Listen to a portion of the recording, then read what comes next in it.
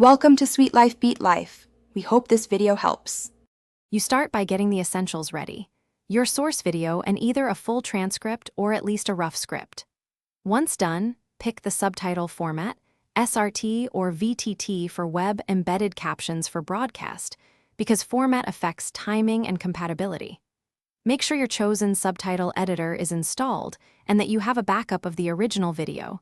This prevents losing edits. Now open the video in the editor and align first few lines to visible speech to set a reliable timing reference. You now convert text into timed subtitle cues. Import the transcript or type each line directly, keeping 1 to 2 short lines per cue so viewers can read quickly. As you work, use the waveform and frame-accurate playback to set precise in and out points.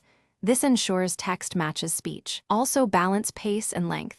Aim for roughly 12 to 17 characters per second and no more than 42 characters per line, so reading feels natural and stays on screen long enough.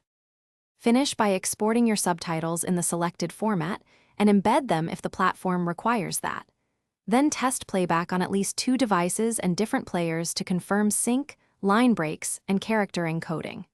If the timing drifts, tweak nearby cues rather than shifting everything, because incremental fixes are more reliable. Troubleshooting tip: if characters show as gibberish, re-export using UTF-8 encoding and recheck font support.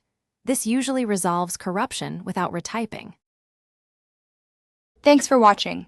Consider subscribing if we helped you.